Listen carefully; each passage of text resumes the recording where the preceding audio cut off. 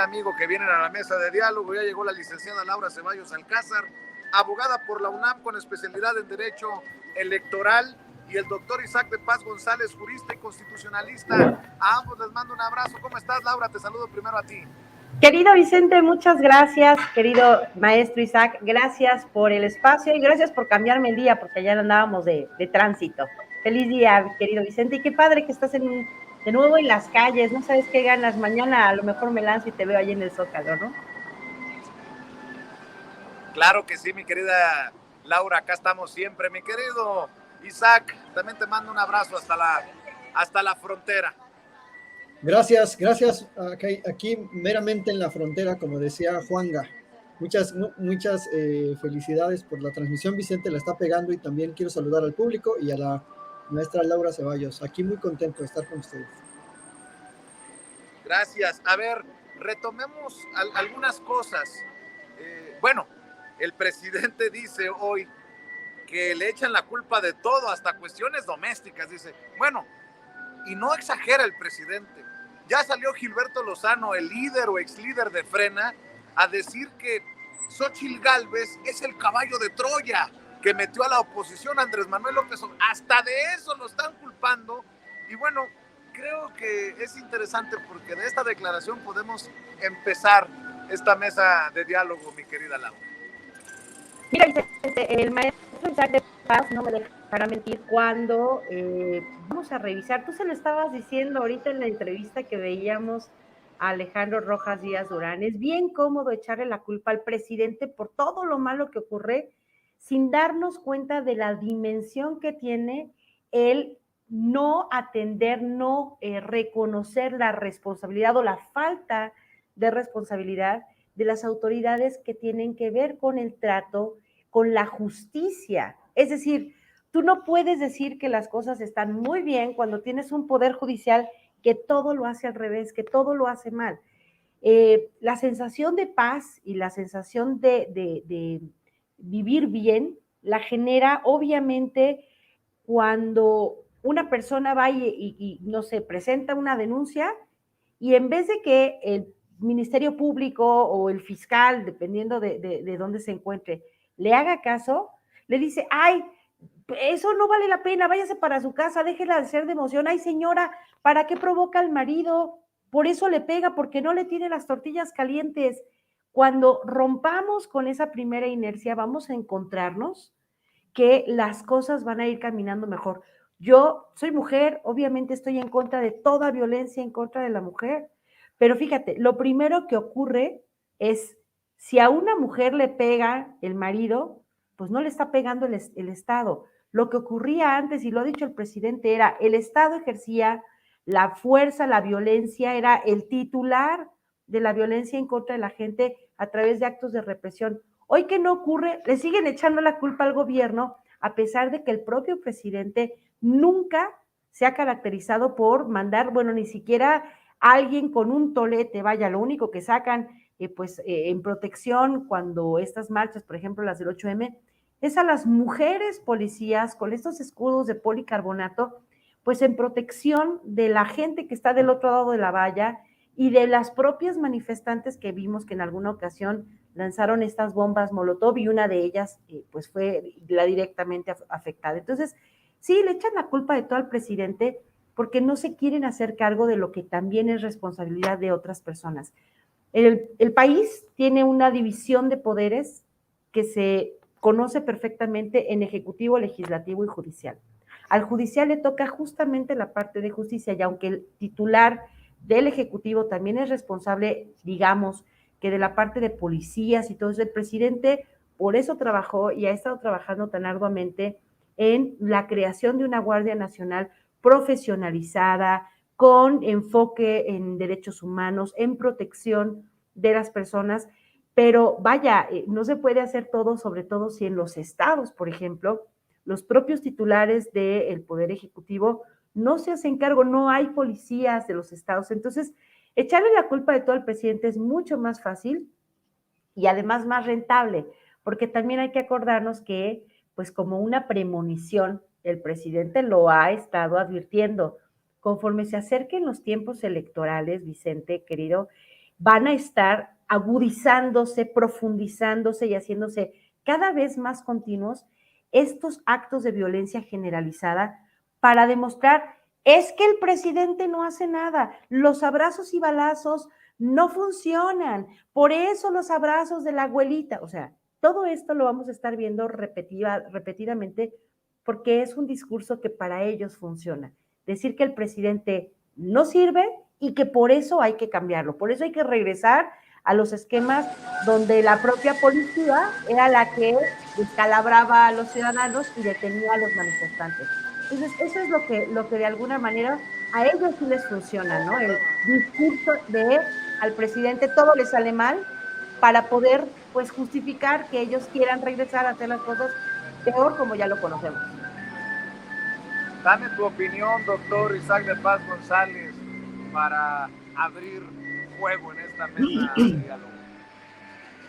Bueno, Vicente, hay que tener en cuenta que al no tener ninguna virtud en la oposición, ni ninguna acción que presumir, básicamente desde que empezó, incluso antes de que empezara este sexenio, una vez que había ganado la presidencia, los opositores se dedicaron a descalificar. O sea, ahí te das una idea de que se han pasado lo que va del sexenio descalificando cualquier cosa, cualquier situación, ya sea mala o buena del presidente, que si se enfermó de COVID, que si va a jugar béisbol, que si está haciendo el Tren Maya, que si la refinería todavía no queda. Es decir, esa es su única narrativa, la descalificación. Y están tan centrados en eso, están tan ensimismados en descalificar al gobierno, que se les ha olvidado ser verdaderos opositores, se les ha olvidado construir alternativas, un proyecto sólido, viable, serio, con propuestas y sobre todo con gente nueva, con gente que traiga ideas pues cercanas a lo que esas mayorías electorales que quizás les son afines a ellos, pues puedan aceptarlos. Entonces, al carecer de un discurso objetivo, inteligente, estratégico, pues recurren a eso, a la descalificación, y que si llueve o hace calor, pues tiene la culpa el presidente, que si hace frío también. Entonces, creo que te das cuenta, y creo que todos nos estamos dando cuenta, del vaciamiento intelectual de la oposición. O sea, de plano tienen pues una fuga de inteligencia terrible.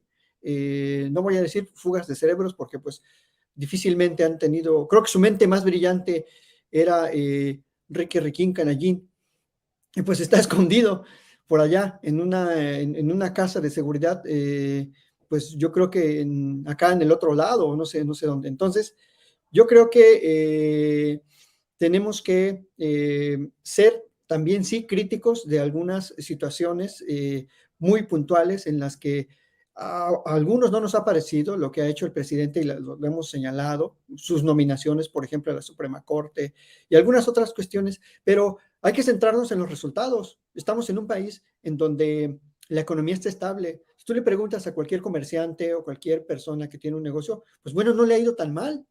O sea, la estabilidad de la moneda mexicana es muy sana. Aquí en la frontera, pues muchos nos ha beneficiado el dólar a un precio bajo porque podemos tener mejores, pues sí, mejor capacidad económica, porque nuestra economía está, aunque no nos guste, dolarizada en la frontera. Entonces, pero eso no lo ven más allá en el centro del país, algunos intelectualoides que escriben en los diarios que ya típicamente conocemos como los diarios chayoteros, pues siempre están centrados su discurso. Si tú lees cualquier columna de la Organización Editorial Mexicana o de otros diarios que tienen circulación nacional, ahí ves a Riva Palacio, a Ruiz Gili, a Denise Dresser, a Sarmiento, a todo lo que da diario, criticando cualquier cosa del presidente diario. Es decir, tienen una capacidad todavía y una libertad de expresión que ya la quisiera cualquier columnista o cualquiera que salimos en las redes sociales, aquí en los espacios que son privilegiados como el nuestro, ¿no? De sin censura. Pero no son capaces de articular una idea clara y objetiva de una propuesta alternativa a lo que está construyendo el presidente de la República. Entonces, están cegados por la ira, por la envidia, pero sobre todo, yo creo que por la avaricia, porque han perdido cotos y posiciones de poder y sobre todo dinero, que antes fluía a raudales a través de los medios de comunicación. Entonces, ese sería, yo creo que un primer enfoque, que les ha dolido en el alma perder la anita que les daban cada mes, por decir, por eso están, pues sí, ensimismados en criticar y echarle de todo la culpa al presidente, ¿no? Porque se les acabaron los contratos, se les acabó el chayote, se les acabaron las prebendas. Hablabas de avaricia, mi querido Isaac, y vaya que sí. El presidente de hecho dice que este Frente Amplio opositor es para robar y para defender los intereses de la élite, licenciada. Pues es que no podrías explicar cómo puede ser posible que traten de justificar todo lo malo que han sido si no es para regresar por lo que queda. A ver, fíjate, si nos ponemos tantito serios, con el mismo presupuesto que trabajaron el PRI y el PAN en los últimos, vamos a hablar nada más de 2 sexenios, con el mismo presupuesto, sin aumentar impuestos, sin cobrarle a los ricos en función de lo que ganan un porcentaje mayor. Aumentaron las pensiones para los adultos mayores, obviamente las hicieron universales, pero aumentó obviamente el grupo de pensiones. Hay 17 programas que se benefician de estas pensiones. Se están reactivando, se están poniendo al día refinerías, se compró Deer Park, está recién inaugurada y ya está poniéndose a trabajar ahí para hacer pruebas la refinería de Dos Bocas. Hay varios aeropuertos internacionales, el más importante, el AIFA, está lo del Tren Maya, está lo del tren interoceánico o transísmico, está lo del corredor, está la rehabilitación de presas para generación de energía. Vaya, con el mismo presupuesto, con el mismo presupuesto. Por supuesto que no son peñejos, saben perfectamente, Vicente, que si ellos regresan es para acabar con todo. Si con solamente 2 de las empresas productivas con las que antes se generaba la riqueza de México, digamos que en calzones, como dejaron a Pemex y a Comisión Federal de Electricidad, se ha podido no solo rescatar, sino asegurar, aunque sea en una esquinita, la soberanía energética.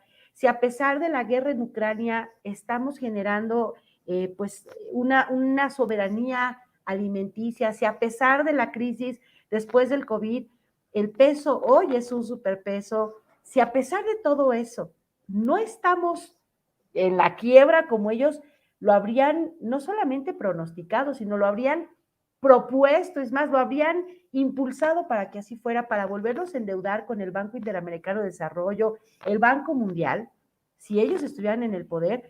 Por supuesto que saben lo que vale México y saben perfectamente bien que si ellos regresaran, sería para cajearnos con todo. Bueno, amaneceríamos un día sin calzones. Aquello que acusaban de que el presidente nos va a venezolanizar y nos va a quitar te va a quitar tu casa y tu empresa y tu coche. Ellos lo hacían, de hecho. Decía el doctor de Paz y el Fobaproa, lo decía, perdón, el maestro Ricardo Sevilla, el Fobaproa eso hizo. Le quitó la casa a millones de personas. Una amiga de mi mamá que le quedaban como un año para terminar de pagar su casa, la acabó perdiendo porque cuando le convirtieron su deuda a UDIs, nunca la pudo pagar. Es decir, ellos saben lo que vale México y saben que si regresaran, no nos dejarían, bueno, ni las migajas. Entonces, por eso es tan importante que hablemos de estos temas, Vicente, porque de esa manera la gente se da cuenta de que lo que te platican en los noticieros, estos espectaculares, en donde hablan así todos, orgánicos, dijera el presidente, a todos físicos. Nada más te dicen mentiras. La realidad se cuenta en medios como Sin Censura, en donde no hay por qué platicar cosas de mentira y sí tenemos mucho pues que debatir. Probablemente haya temas de autocrítica, pero en el 90% de la información, esto es un éxito de un gobierno disciplinado, con un pueblo que apoya a un presidente legítimamente pues llegado al poder, con un poder legislativo también legítimamente electo y que, bueno, pues la experiencia es que tenemos que seguir en esta transformación precisamente para consolidar el proyecto, porque de otra manera dejarlos regresar es que te quiten hasta la risa.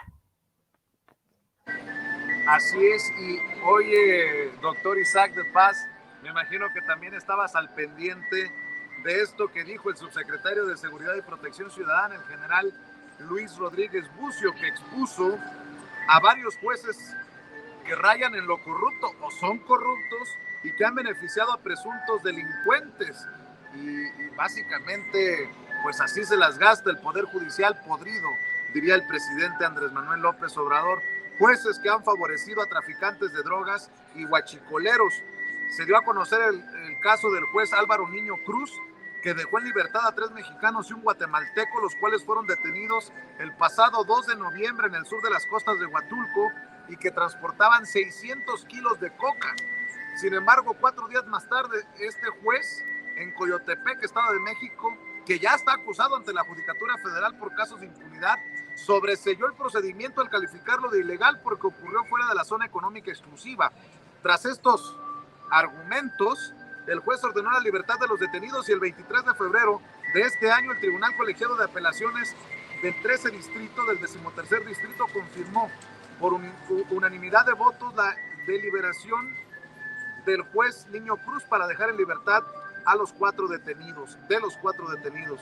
Por su parte, el juez Marco Antonio Vera Aguilar igualmente fue expuesto, ya que decretó la ilegal detención de 5 personas aseguradas el 29 de noviembre de 2022 en costas de Dos Bocas, Paraíso, Tabasco, que viajaban con combustible del cual no pudieron comprobar su legal procedencia. El impartidor de justicia aseguró que la Secretaría de Marina que llevó a cabo la detención no cuenta con las facultades en materia de seguridad pública para poner a disposición a personal ante el Ministerio Público.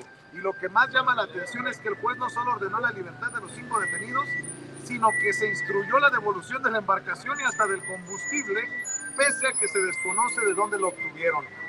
Doctor, yo sigo preguntándote acerca de estos casos que se exhiben ahora en la mañanera, de este Poder Judicial, del que tú tienes tus opiniones y tus análisis. Pues sorprende muchísimo cómo un hecho, el primero al que te referiste, el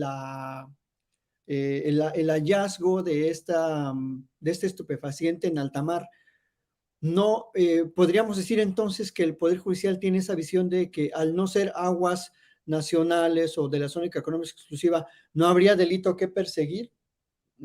O sea, no hay ningún tribunal internacional que se dedique, o fiscalía internacional que se dedique a la investigación de tráfico de estupefacientes en espacios internacionales. No lo hay. Le corresponde a los estados. O sea, creo que sí, hay colegas en el Poder Judicial que pierden muchísimo la brújula, que pierden lo que algunos consideramos a veces es sentido común, básicamente. Y lo mismo para el caso de las personas que detienen con combustible, porque además hay una obligación constitucional de, si tú, cualquier persona ve en flagrancia que otra está cometiendo un delito o algo que la ley considere delito, pues tiene la obligación incluso de detenerla. O sea, yo, si veo que alguien se está robando algo, tengo la obligación constitucional de detenerlo y llevarlo a la autoridad competente de inmediato, entregarlo a un policía o vamos, ¿no? Si no, ¿cómo funcionaría la sociedad? Y eso no es porque yo lo diga, lo dice la Constitución, lo dice el artículo 14 y 16 de la Constitución, especialmente el 16, que establece los requisitos de la detención. Entonces, yo creo que sí hace falta mucha autocrítica en el Poder Judicial y ver siempre por el interés general, por el interés público, y no nada más el interés particular de supuestamente las personas que están inmiscuidas en ese tipo de hechos, sobre todo porque son hechos que ocurren con la mayor ventaja de obtener pues un beneficio que daña a la nación. O sea, el robo de combustible daña a la nación porque es algo estratégico. Y también el trasiego de drogas en alta mar daña a la nación, daña la flora incluso y la fauna silvestre. Recientemente les recomiendo mucho, voy a hacerle un comercial a los colegas de Contralínea. Se ha documentado cómo en el Mar de Cortés, en toda la costa de Sonora y parte de Sinaloa, hay derrames de químicos ocasionados por las actividades de los cárteles, las actividades de bioquímica que realizan al producir estupefacientes pues, manufacturados en laboratorios. Entonces, están ocasionando un daño terrible. Entonces, si un juez tiene que ser, siempre lo he dicho, y lo dicen incluso algunos ministros de la Corte, nada más que se les olvida, de contexto social. O sea, un juez no puede emitir un fallo nada más como si fuera un pedacito aislado de justicia, sino que tiene que ver todo el panorama, todo lo que implica ese fallo para la sociedad, ahora sí voy a decir como el difunto Porfirio Muñoz Ledo, para la economía y para la política. Entonces, los fallos no son nada más, pues, hechos aislados, hechos jurídicos o acontecimientos jurídicos que los vamos a criticar, sino que tienen una consecuencia en la sociedad. Entonces, yo sí quisiera, sí apelo a que los colegas del Poder Judicial pues se metan más a los asuntos de interés general y vean por el interés general de la población. Yo creo que sí es bueno que rindan cuentas, sí hay que someterlos a escrutinio, porque además son los funcionarios mejor pagados en este país. Son el Poder Judicial Federal, se dan los mejores sueldos en este país, los mejores sueldos. No paga también el Poder Legislativo ni el Poder Ejecutivo. En general, estoy hablando de sueldos promedio, ni las universidades, ni el sector de los estados, sino que el Poder Judicial tiene una gran solidez económica. Pero tenemos que exigirle, sobre todo en estas materias tan delicadas, en la materia penal. Entonces, Vicente, esa es mi opinión y yo creo que sí necesitamos que esa reforma que están planteando, esa propuesta de reforma integral que ya anunciaron tanto el presidente como otros sectores de la 4T, que iría a propuesta el año siguiente, pues sí tiene que ir bien calibrada para reajustar toda la cadena de insumos de la justicia, desde policías hasta investigación, servicios periciales, fiscalías general, fiscalías de los estados, para reorganizar todo el desbarajuste que nos dejaron décadas de neoliberalismo y años de neoliberalismo, porque precisamente el neoliberalismo pues criminal dejó en manos de las bandas criminales, de los cárteles, de los agentes de cuello blanco, la administración de justicia y la investigación policial. Y ahí tenemos el caso de García Luna, que a la oposición, hago paréntesis, no le gusta que lo recordemos, pero tenemos que ver esto estructural. O sea, no es nada más un problemita de policías y ladrones de hace rato, es un problema que venimos arrastrando en los últimos 40 años. Entonces, yo opinaría que se convoque a muchos foros, a mucha discusión en las cámaras para que la reforma sea integral y sea verdaderamente efectiva. Eso te diría, Vicente. Mi querido doctor Isaac de Paz González, ¿por qué no cerramos para que corramos todos a nuestros compromisos? Sé que ustedes también tienen compromisos después de esta participación en Sin Censura. ¿Por qué no cerramos invitando a la audiencia a tus redes sociales, doctor? Sí, Vicente, muchísimas gracias por el espacio y saludos a la maestra Laura y a Ceci, a toda la banda rock and roll de Sin Censura. Síganme en @Isaac de Paz en Twitter, por favor, y en mi canal de YouTube, Isaac de Paz González. Muchísimas gracias, Vicente, y estamos listos para la próxima.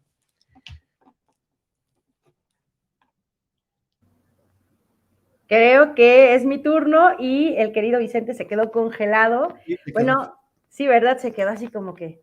Pero bueno, ya saben, amigos, yo estoy en el Twitter como @CeballosLaura y les anuncio rapidísimo, estamos haciendo una mudanza, un cambio de domicilio, estamos abriendo una nueva plataforma, los invitamos a que entren en nuestras redes sociales, se llaman Foro Virtual y pues estamos ampliándonos, vamos a ir por ahí haciendo cosas en el metaverso, esperen pues sorpresas, porque eso va a ser un poco más amplio, aún vamos a estar abarcando otras redes. Ya estoy en Threads como Laura Ceballos A, para que por ahí también nos sigan, vamos a estar trabajando con TikTok, con Instagram, con Facebook, con otras plataformas, ampliando obviamente pues en lo posible expandiendo la información.